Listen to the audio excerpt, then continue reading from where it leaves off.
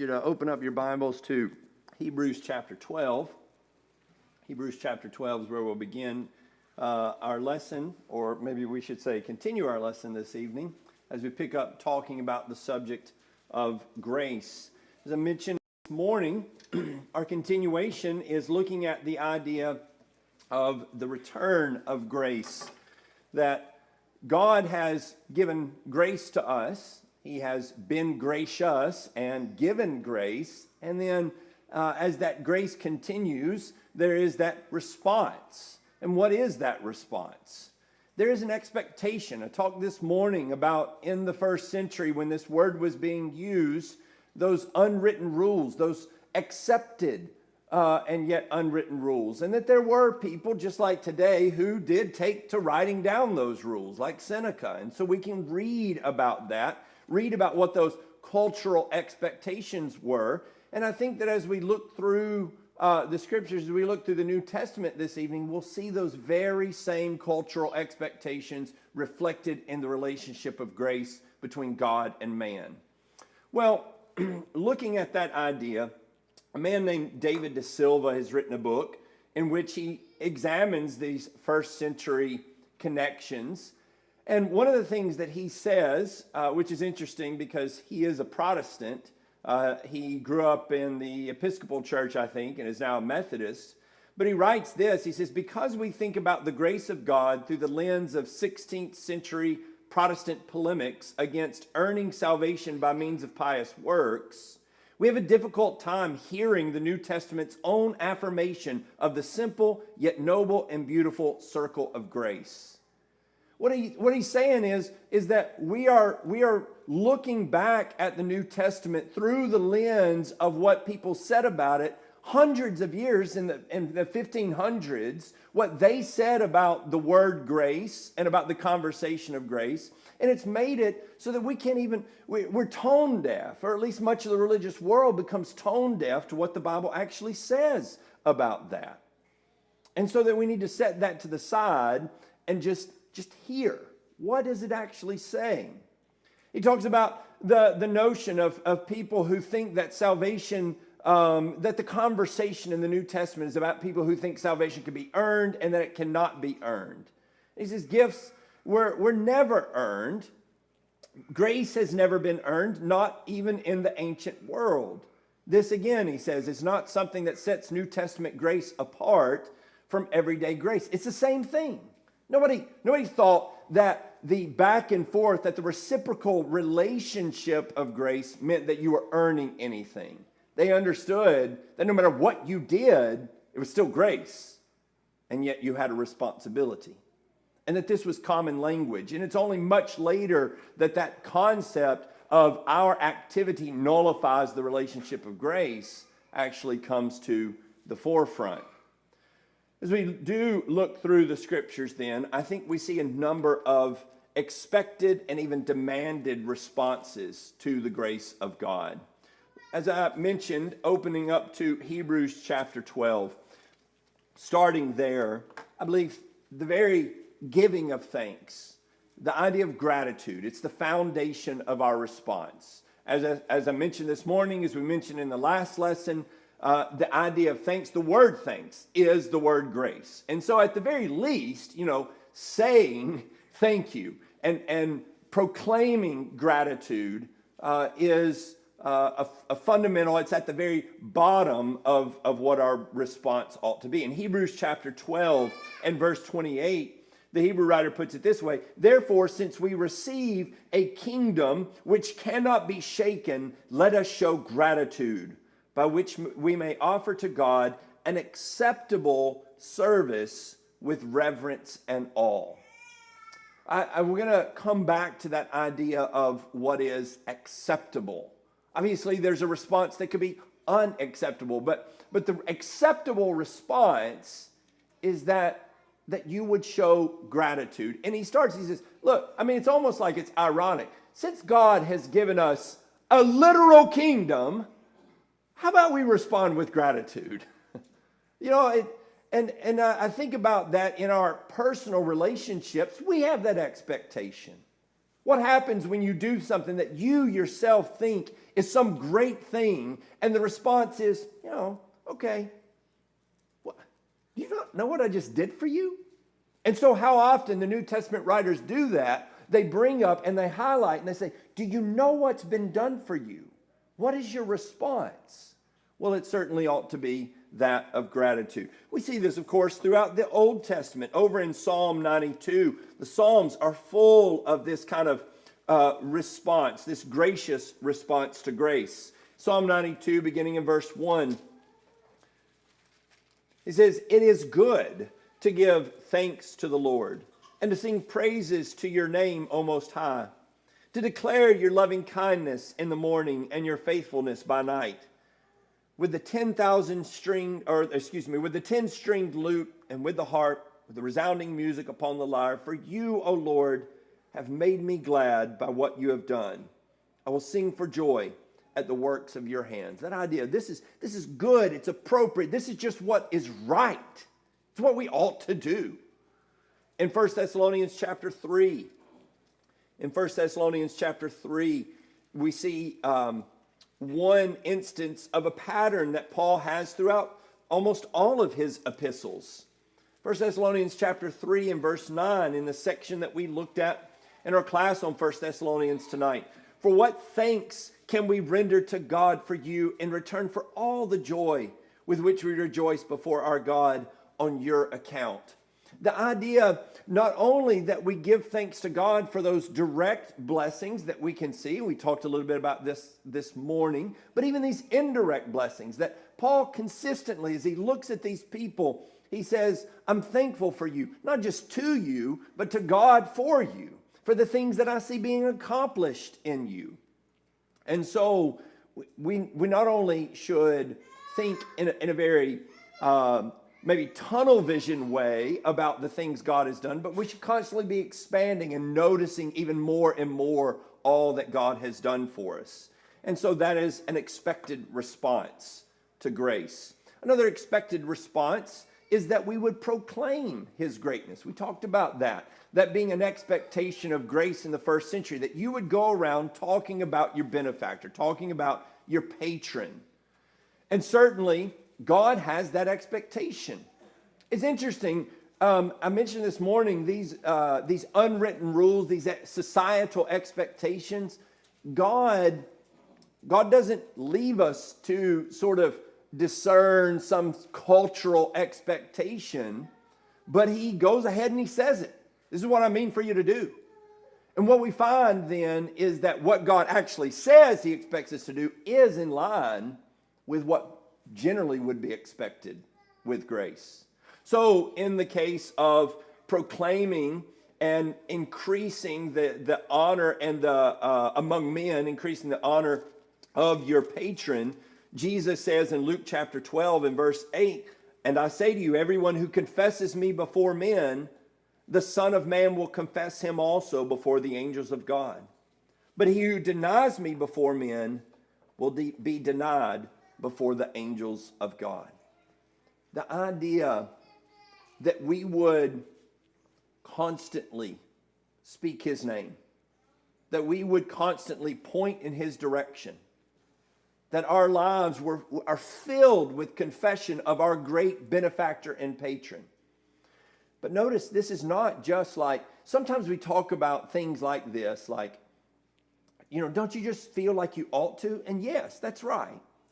Isn't it just a natural response? Yes, it should be. But God doesn't just leave it there. He says, I will have it, or we won't have a relationship. You see, that's not talking about grace in terms of this would be a nice thing and it's the thing that naturally happens. What if it doesn't naturally happen? We have to be educated sometimes on the proper response. And so what we're being told is it's not enough for you to just wait for this to well up. I'm going to go ahead and tell you this better be what happens. So that when we see that kind of instruction, if it's not already naturally happening, we better cultivate it. We better work until that is our response. Because he says, if I don't get this response, then our relationship will break down. And again, I think that we can see this in our own society, in our own relationships. How disappointed would you be? I know we're not supposed to think about the gifts given, but just imagine someone that you have just gone all out for. And you've poured yourself into, you've given to them financially, you've given to them emotionally, everything that you have, you've poured into helping them. And maybe they've become even great as a result of your help. And they're up making a speech and they're thanking all the people that have benefited them along the way. And you keep listening and you're waiting. And they get to the end of the list and you're not on it. And you're thinking, I didn't do it for the honor. But hey, there's an expectation that if you're going to go around recognizing people, I would think I would be on that list. God has that expectation. It's not an inappropriate one. In fact, it is completely understandable that he says, I want you to talk about what I've done. And I want you to talk about it freely, openly, and constantly. It's not only, though, in word, of course, that we proclaim his name. We proclaim his name in our actions. In Matthew chapter 5 and verse 16, that familiar passage there, that we reflect the good works and the glory and the grace that he has shed into our lives. He says, let your light shine before men in such a way that they may see your good works. They can see the benefits.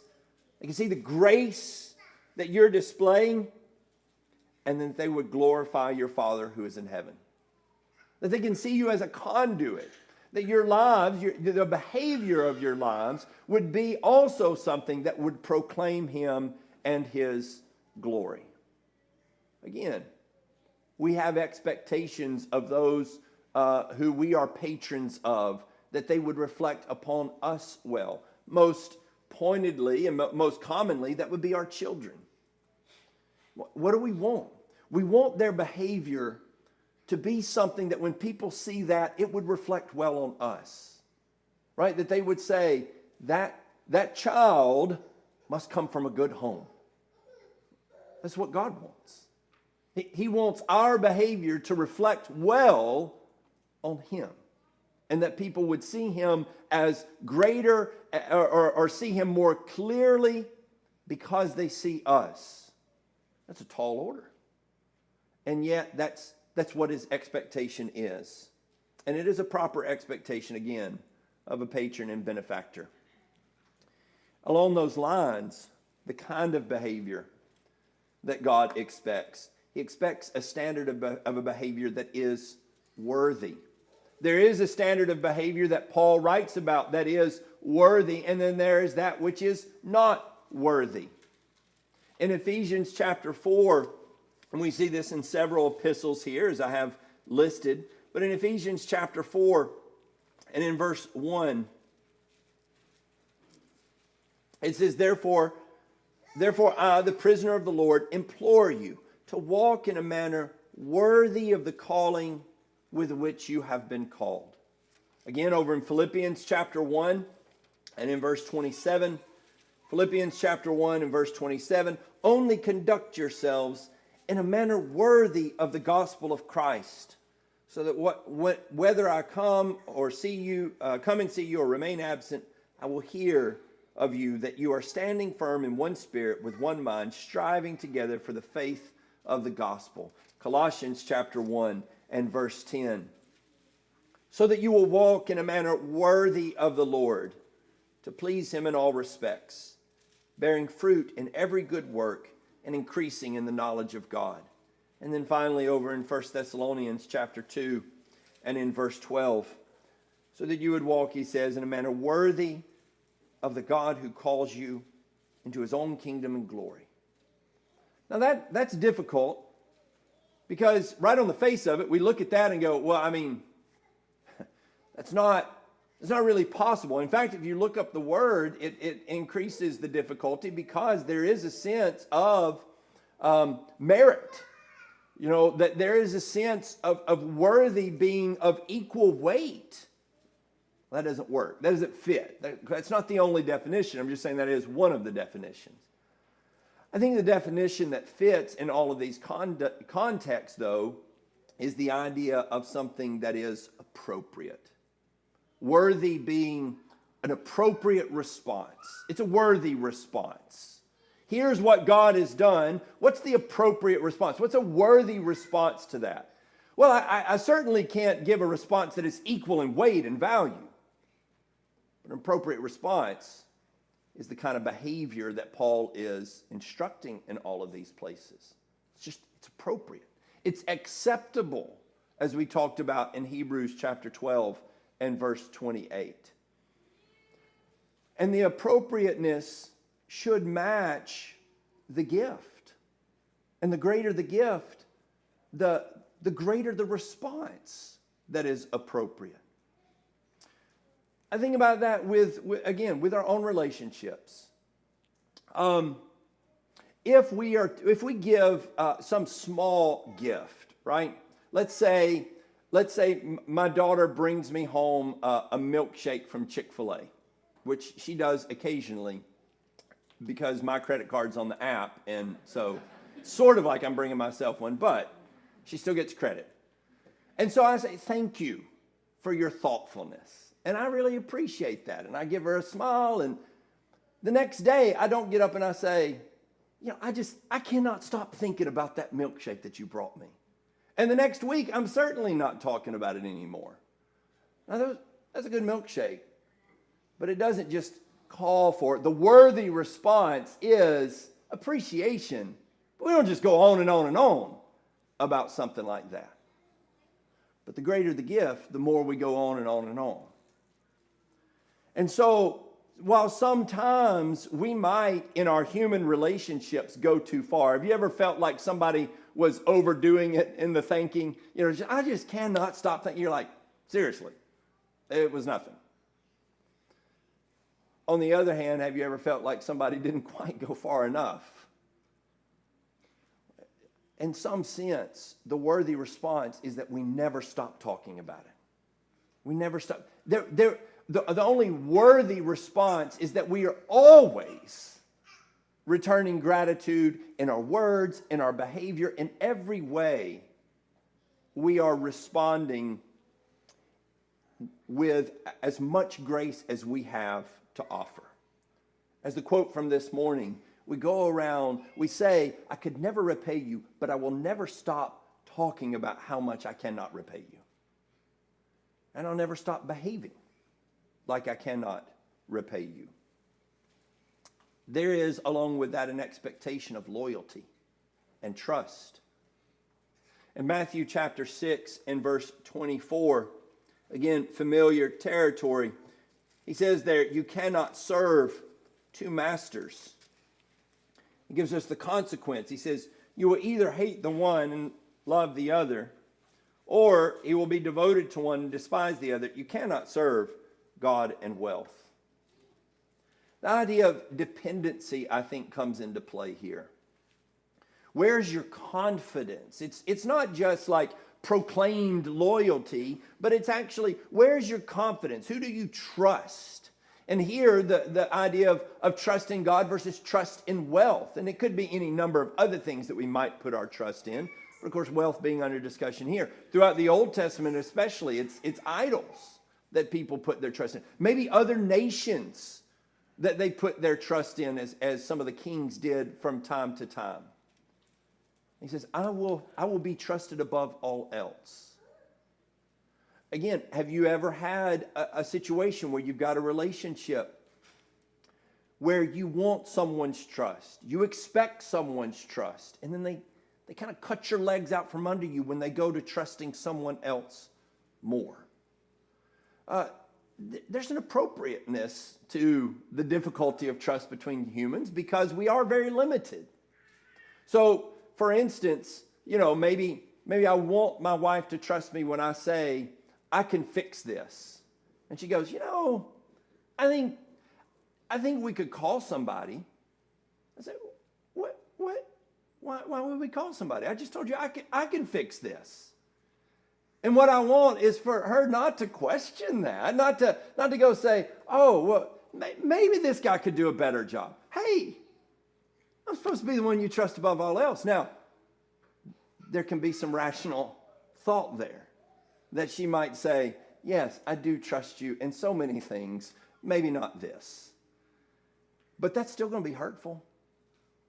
How much more God, who is all things and who can provide all things. And we go, maybe I'm going to call somebody else. And he won't have it. He wants your total loyalty. Him above all else. In 1 Peter chapter 1, Peter is going through the difficulties, addressing the difficulties of their sufferings for Christ. And the thing that he constantly keeps pressing is don't stop trusting what you've been promised. He begins in verse 5. He says, who are protected by the power of God through faith for a salvation ready to be received in the last time. In this you greatly rejoice, even though now for a little while, if necessary, you have been distressed by various trials, so that the proof of your faith, being more precious than gold, which is perishable, even though tested by fire, may be found to result in praise and glory and honor at the revelation of Jesus Christ. And though you have not seen him, you love him. And though you do not see him now, but believe in him, you greatly rejoice with joy inexpressible and full of glory, obtaining as the outcome of your faith the salvation of your souls.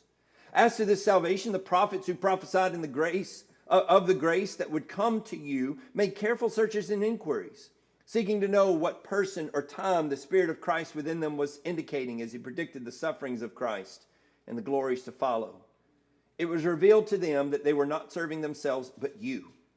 And these things which now have been announced to you through those who preach the gospel to you by the Holy Spirit sent from heaven, things into which angels long to look. Therefore, prepare your minds for action.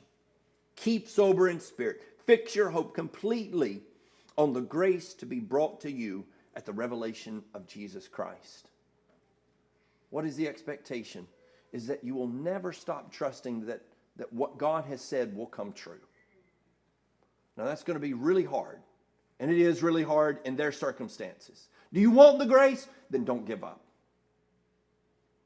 If you stop believing it's there, guess what? It won't be for you anymore. It is part of maintaining that grace and that relationship. Loyalty and trust, that's getting into a future lesson in which we will talk about faith, those being the foundational elements of what faith is. I think some of this response, this reciprocal grace explains how we might come short or fall from the grace of God. Look over at Hebrews chapter 12. Hebrews chapter 12, and there in verse 15. The Hebrew writer, who perhaps more frequently than any other epistle warns of the severing of the relationship. Hebrews chapter 12 and verse 15, he says, see to it that no one comes short of the grace of God, that no root of bitterness springing up causes trouble, and by it many be defiled. How do you come short of the grace of God? Well, again, like the word worthy, I think we might think, well, that's all of us. What do you mean? How do we come, don't come short of the grace of God? We have come short of the grace of God. I think it's in that idea that here's God has extended his grace. What are you doing in return? Well, if it's this, then you are not participating. You're not responding to grace in a way that brings you back to God. Here he brought grace to you. You're not coming back to him. And so bitterness would be a way to come short, for instance. It's not the right response. In the letter to the Galatians, in Galatians chapter 5 and verse 4, again, familiar territory. You've been severed from Christ. You who are seeking to be justified by law, you have fallen from grace. You trust the wrong thing. Here, God has made promises. He's proclaimed certain things. And instead of saying, I trust you no matter what you say, no matter where you point, no matter what that means about anything I believed up till now, if you say it, I believe it. He says you don't trust him. And so you're not responding to grace. And so you don't have it.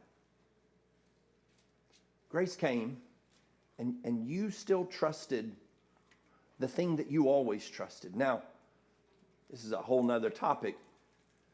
They never trusted grace, even though it was there the whole time. They never had faith, or at least they didn't lean on their faith. And so this is how they could fall from grace, is that here is God giving all of this, and instead of the trust and the loyalty and the devotion and everything that they should give in response, some Judaizing teachers come, and what do? They turn away from their benefactor and say, well, this is interesting too. And he says, he won't have it. You've fallen from it. You've ruined the dance. You've gone and danced with another partner. And you'll have to lean on him. And he can't give you what God can give you. In Hebrews chapter 3, and in verse 6,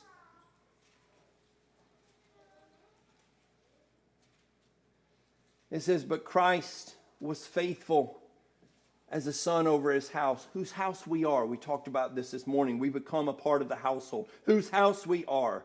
Notice then he says, if we hold fast our confidence and the boast of our hope firm until the end. A Hebrew writer uses that if language just all throughout. But notice this. He says, we are the house. And people would say, look, you can't not be a part of the house anymore. Oh, yes, you can. You can be disowned. He says, you've been invited in, you're a son, and you can be kicked out too. And no longer a son. And what a horrible, wretched thing that would be. So, you get all of that privilege if you respond. If you give back to God what he's asked of you, which is in no way comparable to what he's given to you, because that is the nature of grace.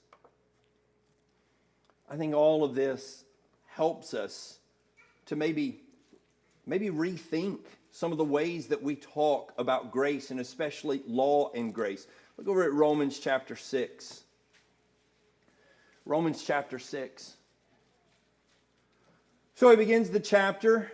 What shall we say then? Are we to continue in sin that grace may increase? Herein is the great difficulty that we often have in talking about grace. Does grace open up the door to sin? And the Jews, to their ear, when they're hearing Paul talk about grace, maybe that's some of what they're hearing, is that this is permissiveness here. But he goes through, and we talked about this as we talked about the resurrection. He talks about what happens at baptism, the connection between baptism and the death of Jesus, the connection between baptism and the resurrection of Jesus.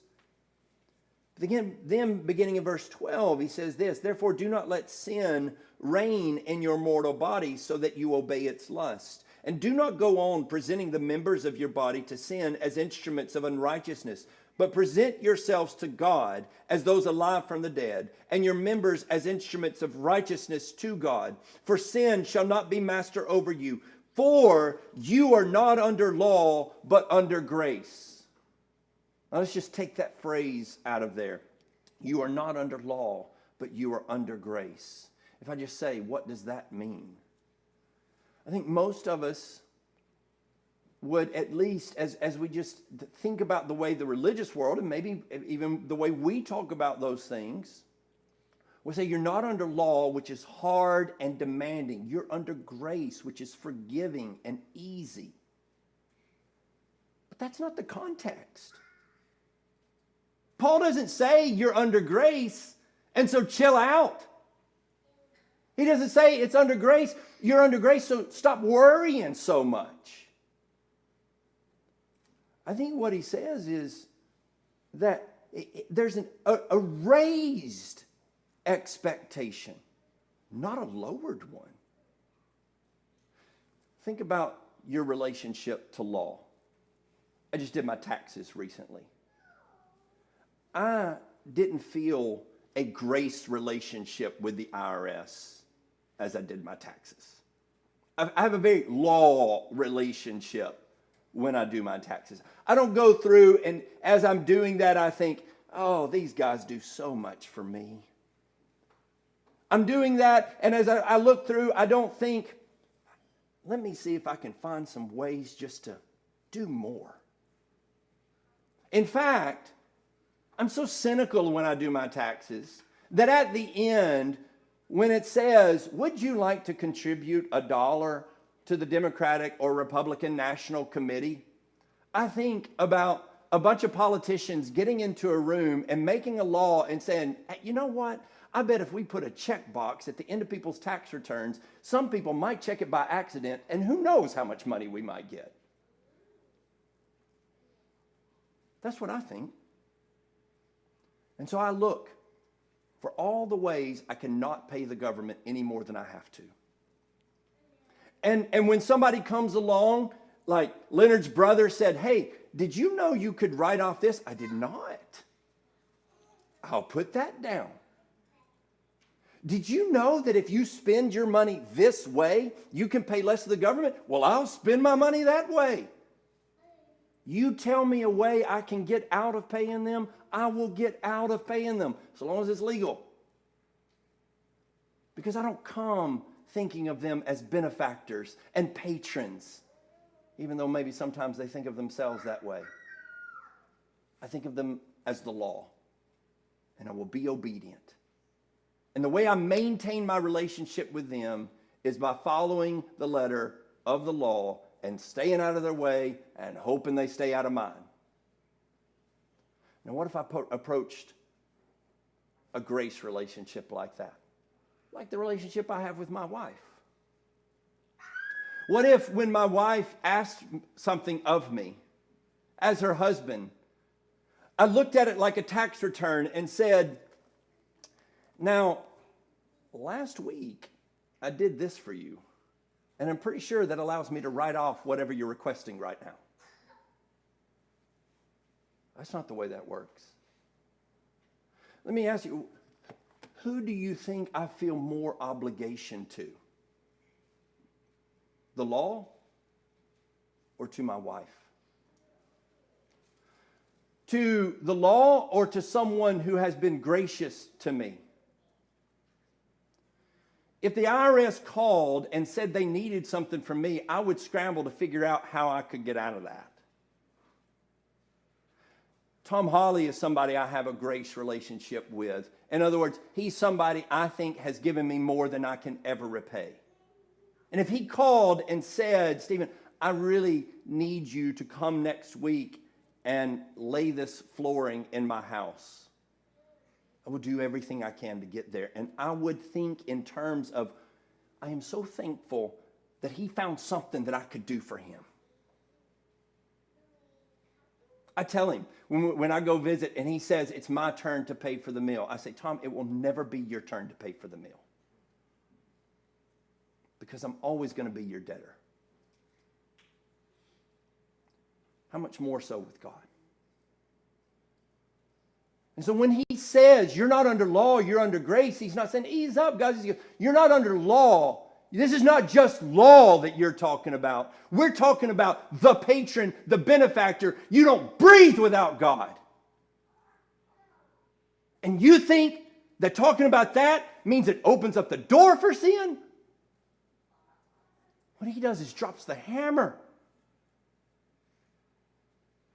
You have no room to sin. You, he says, as he goes on, he says, do you not know that when you present yourselves to someone as slaves for obedience, your slaves are the one whom you obey, either of sin resulting in death or of obedience resulting in righteousness? But thanks be to God that though you were slaves of sin, you became obedient from the heart to that form of teaching to which you were committed. And having been freed from sin, you became slaves of righteousness. What we've done is we've come and we've shifted from a mindset that says, I'll do what I have to stay out of trouble, to coming over to God saying, how could I ever possibly repay you? And we find ourselves under obligation. And it is not the kind of obligation of the law where it is a constant burden. And every time he asks us to do something, we slump our shoulders and say, more responsibility, more to do. But rather, if we have the relationship we ought to, we see opportunity. Oh, that God would ask me to do something. What a delight. And what it requires then is a maintaining of grace. We want to stay in God's good graces. We think about that. What do you do to maintain your relationship with the law? Do you think, I need to buy that police officer flowers sometime.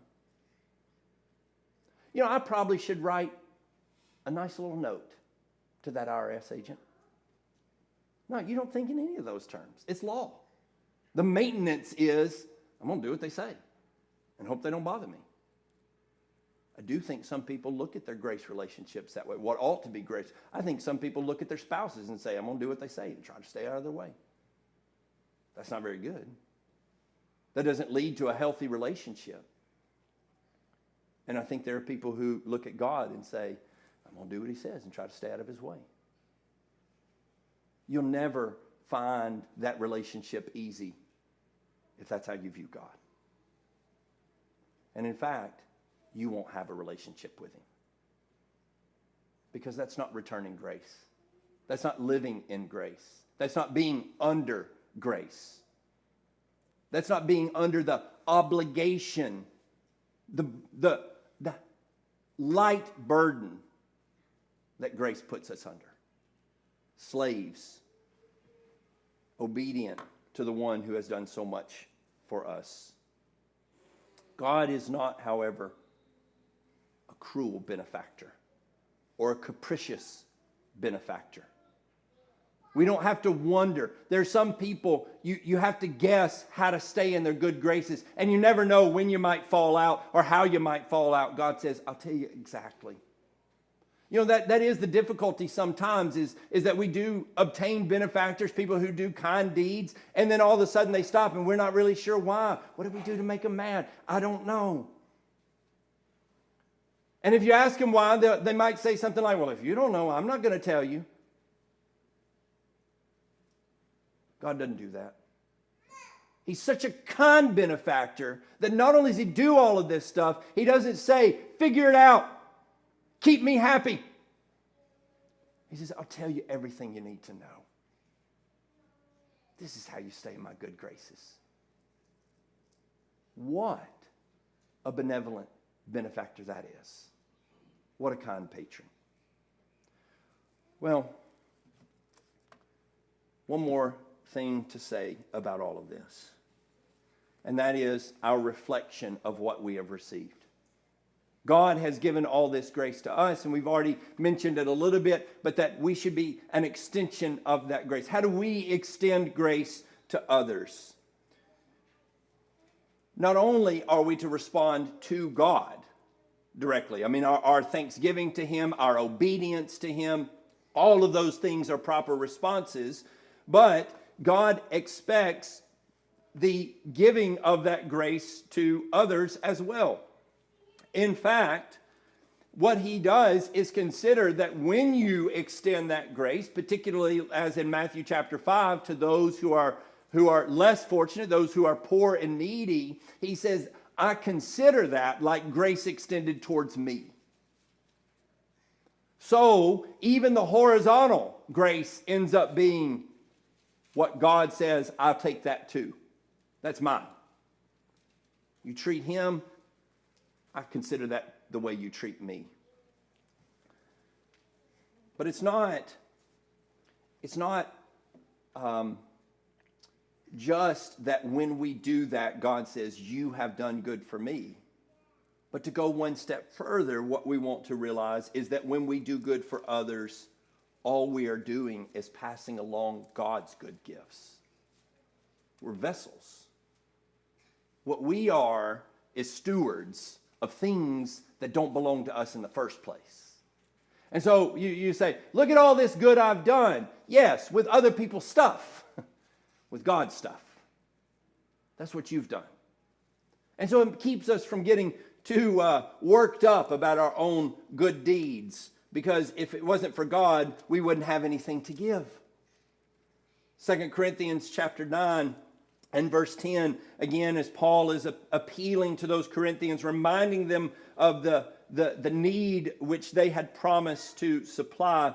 He says in verse 10, now he who supplies seed to the sower and bread for food will supply and multiply your seed for sowing and increasing the harvest of your righteousness. You will be enriched in everything for all liberality, which through us is producing thanksgiving to God. For the ministry of this service is not only fully supplying the needs of the saints, but also overflowing through many thanksgivings to God, because of the proof given by this ministry. They will glorify God for your obedience to your confession of the gospel of Christ, and for the liberality of your contribution to them and to all.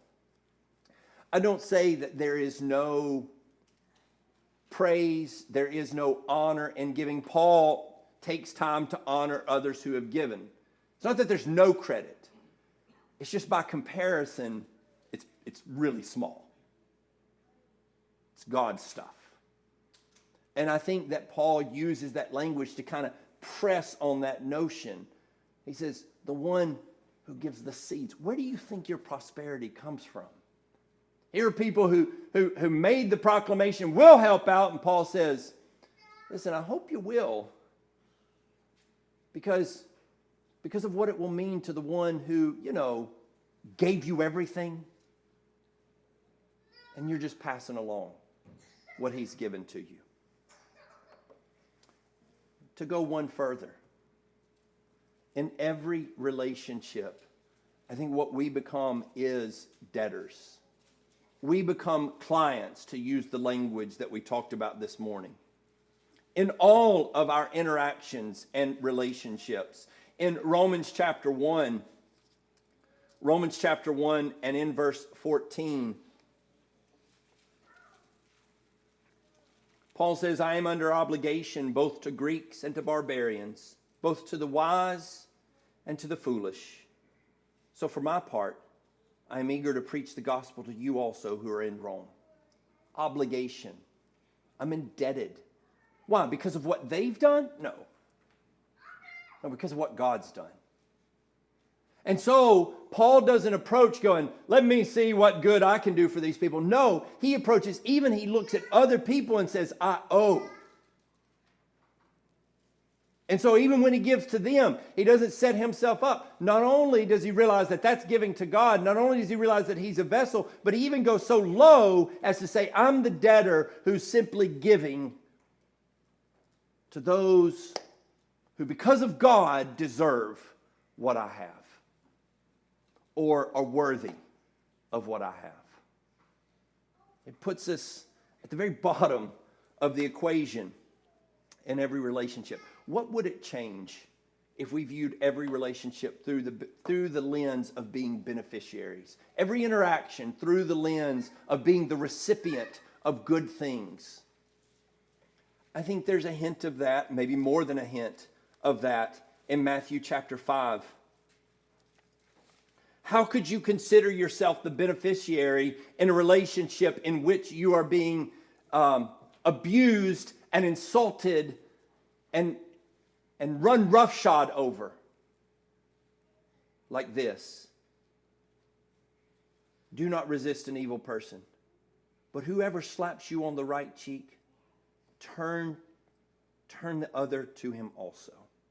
If anyone wants to sue you and take your shirt, let him have your coat also. Whoever forces you to go 1 mile, go with him 2. Give to him who asks of you, and do not turn away from him who wants to borrow from you. Somebody gives you insult, and you think, there's no benefit here. Jesus says, ask for another. Can you see the good in being slapped on the face? Jesus says, I want you to so be able to see the value of being slapped in the face that you would turn to him and say, slap me again. What a transformation that would make in our relationships with one another. That we would receive gladly the insult. We would receive gladly the loss of our things, the loss of our freedoms, and see value. I think that is a radical level of extension of God's grace. What we would find is that the debt that we are in to everyone is the debt that Paul commands us to see ourselves in Romans chapter 13 and verse 8 when he says, owe nothing to anyone except to love one another. For he who loves his neighbor has fulfilled the law. This is the debt I owe. To love everyone I come in contact with. Well, they don't deserve it. Well, if we're just talking about me and them, then that may be true, but we're not. You see, we've entered into an equation that goes way beyond me and this other person. Once God enters into the equation, I owe everyone. I owe them honor and love and kindness, all of that, because I'm under grace, not under law. And so I have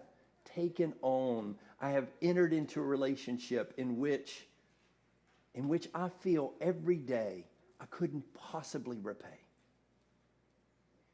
And God says, you're right. But how about you do this instead? Okay. What a small thing he's asked of me in comparison to the grace that he's given. What about you? Have you courted God's favor? That's what clients would do. They would court the favor of patrons.